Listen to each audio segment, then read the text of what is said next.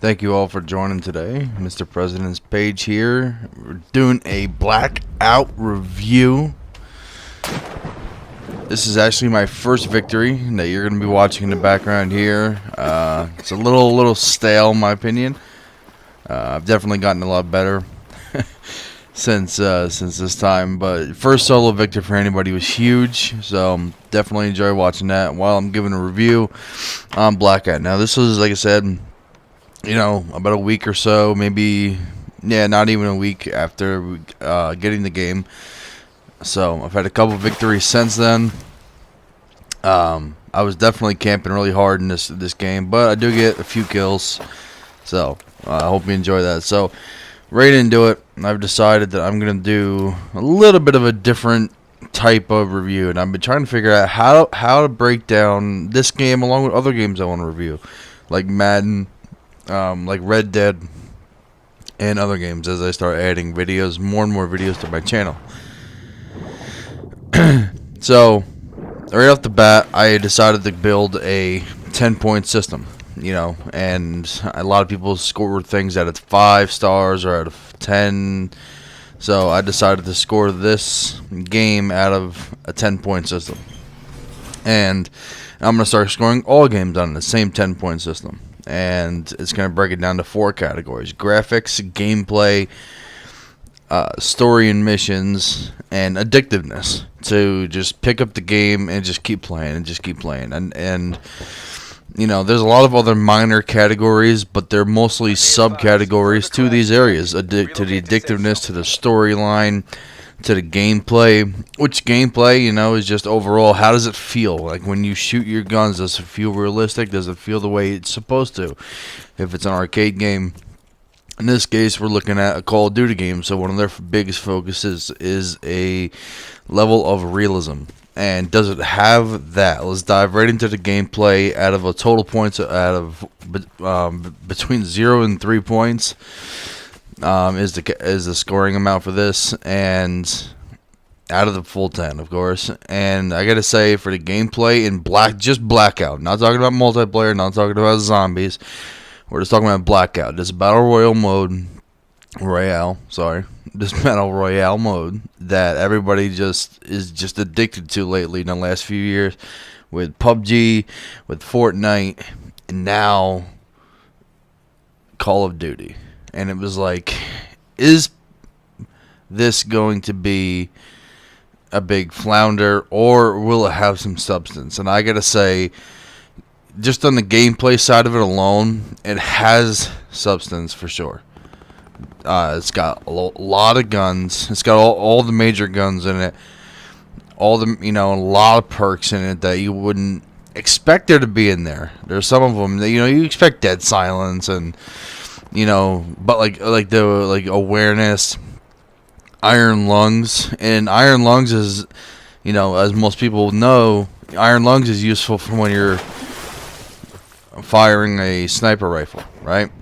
In this game, iron lungs is probably more useful for swimming in the water when you're trying to get from one side of the river to the other without drowning, or getting shot. So when people are aiming at you and they know you're in the water, then that becomes an issue. So the iron lungs is definitely an underrated one. Skulker, another one where you can move quicker when you are crouching. So overall gameplay, out of 3 points, I would say this, honestly, just Blackout alone, I would give a 2 out of 3, which doesn't sound like a bad score, but out of where it could have been a 2.5 or a 3, giving it a 2, I would say, just because there are some points where it is missing. And after, like I said, this is still week 1, you see. This is before any of the major updates, all the added new characters, and because here I am, December 1st, and no new major updates to this game. So I mean, as far as gameplay goes, they haven't really improved the gameplay very much. Now, They did some things with some audio, and they did some things with the frame rate, and but nothing major has fixed it. As a good example, when you're firing a sniper rifle, like out a window, really odd that the glass will eat the first bullet very well. I don't know if people hear that or have noticed that, or heard about that, I should say. But the first, there was a particular level where I was shooting a sniper rifle at a guy at Koshka, to be specific, and shot him, and it was a headshot.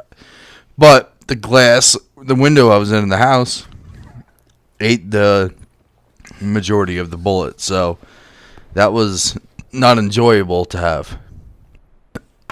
So the other thing about the gameplay, why it's not a really perfect score for me, and it's hard for anything to get a perfect score, because if this is perfect, then every other game we talk about has to live to this standard. But the gameplay, I'll get into why it's still good. But some of the things that the gameplay is kind of like overdoing itself or underdoing itself with, the armor system, and I think a lot of people have talked about it. I think a lot of people are upset with it, and the armor system where, unless you're camping out the whole game, you're kind of being punished for the armor system. So where you're and the armor system where you're in a firefight with a guy, and you're basically screwed once you get down to that final circle. Why? Because this was cool here. Getting to watch this here while I'm doing it, and you run the dude over. I mean, that's just classic. Anyway, the armor system, getting to reload armor, and that would be a really cool feature. Being able to pick up armor pieces, something of that nature. Just for the simple fact that it does, like many people have said, it doesn't encourage you to go to a firefight. I mean, you've seen me in this round. I do a lot of camping in solo mode, and sometimes I don't, and sometimes I go into certain rounds where my goal is to just maybe go and get Wood's bandana, or to go get the hat over at the water fountain, or I dive in hard and I try and grab a gun and I just go hard in the paint and just get, just go after people. But for the people who do love to do it every single game, they're kind of like held back with the point of, you don't get to reload armor unless you find something on the way, and most of the time you don't unless you grab that drop over there, and you gotta hope it has armor, because there's a 2 out of 3 chance that's not gonna have armor, and it's only gonna have a good gun and a note or a letter or a mug shot or a teddy bear or something of that nature. So I'm just gonna keep that in mind when it comes to when it comes to the armor. So that's one of the things that people don't like, and I don't like about the gameplay. The footsteps. Footsteps are oddly loud for people, and you can see them, you can hear them. You can't see. You can see the people that they're far away, and you can hear the footsteps. They sound a lot closer than they really are. Footsteps, they sound like they're right next to you. I'm not talking about when awareness is on. Awareness really overdoes it. I mean, really overdoes it. And you can hear footsteps with awareness of people in easy 80 to 100 yards away. And it sounds like they're like right near you. And when they're 50 yards away, it sounds like they're in the same room as you. And that it's not that it's a bad thing necessarily that we can hear people's footsteps, but it makes you kind of a little more overly cautious than you probably need to be. Definitely some bad shooting on my end there. He was eating a lot of armor on that, but see, now, like that guy, if he keeps living, now he ain't got no armor for that final circle. So the cluster bomb overage, the cluster bombs, just way too much. They go off in like a split second, so you have no chance. As Vince McMahon would say, you have no chance in hell when it comes to a cluster bomb if it lands right near you. Even if you're wearing armor, those little grenades, the first one's going to knock your armor off and knock your health down to 50, and then the little ones, if you're not out of there, I mean, they're going to knock you out. And if you get killed with the first one, then the little grenades are gonna finish you off when you're down if you're in duos or squads. So, I gotta say though, so now we're gonna move into graphics. Graphics is a quick one. I mean, they're good. You know, it's hard to grade it, but I'm giving it a 1 out of 2, just simply because, you know, the graphics in the game, it's a real simple. You know, it's either they're really terrible and it's 0 or 0.5 or 1, or then you got a 1.5 and a 2. 2 means like really good, like Red Dead is like Red Dead is a good example of what a 2 would be. So, you know, I mean, a 1 out of 2 instead of like a 1.5 or a 2. Just they're really good for battle royale game, for how big this map is and how many people are going to be on it and how much it.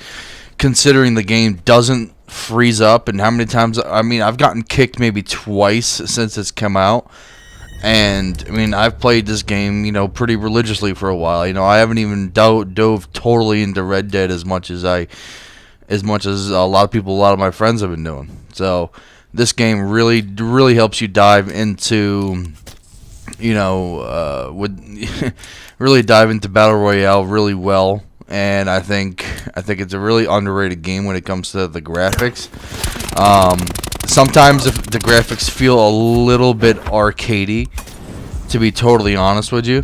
But I mean, at the same time, you still get a little bit of feel of realism. So graphics, I give a 1 out of 2. I mean, again, I do it on like a 0.5 system. So 2 more categories: story and missions. You know, again, with every game there'll be story and missions. I mean, you dive into Red Dead, you're probably going to get a really good top, you know, out of 3 points. You probably get a 2.5 or a 3 on Red Dead. You know, comparing that to a game like this, you know, this game with the story and the missions. You know, here's the cool thing. There's not necessarily a story mode, but the missions really caught people by surprise. And even not just like the missions that you do in the special HQ, and there's actually videos and like video packages and stuff, but I mean the missions where, like in here, where people are fighting to go to that campsite to get Wood's bandana and everything. So I gotta say, I'm giving it a 2.5 out of 3, not because there's a great big storyline to it, but because the story and the missions and the objectives that they make you do really caught everybody off guard to be a lot better than anticipated. That's why I'm giving it that score, a 2.5 out of 3, because they really caught people off guard, like hardcore in this game, and it was like, wow, okay, there's not a big campaign mode with a huge story, you know, but I mean, there is substance to this game, and there's a purpose to this game. Addictiveness, 2 out of 2. I mean, 2 out of 2. Just, I mean, because people are not putting this game down. Are there some people putting it down because they think Fortnite's still better, or Red Dead's out right now and it's hard to, you know, go between the two? That's not the kind of addictiveness I'm talking about. I'm saying the people who are still playing it are playing it like crazy. People are still playing this game like hours a day. And side note, you can see my guy. I didn't know you could still move when you win. So, because I never won before. So this was my first victory. So I was like, wait, I can still move? Like, they're not kicking me out. And I see I have 20 seconds left. So I just go over for fun. But anyway, addictiveness. I mean, this game really surprised people. Everybody was like, man, no store, no campaign, no nothing. That was really good. And they did it a lot better than people expected. This game, like I said, just really surprised people with how good it really is. And how much we don't need a campaign, how much the HQ stories are, and probably going to get other characters in the future. So, I mean, overall, I'm going to give this game a 7.5 out of 10. Definitely addictive. Definitely a point of opportunity in gameplay. Once they fix the gameplay, it'd easily be an 8.5 out of 10. So, thank you for watching. Hope you enjoyed. Any comments, please leave them.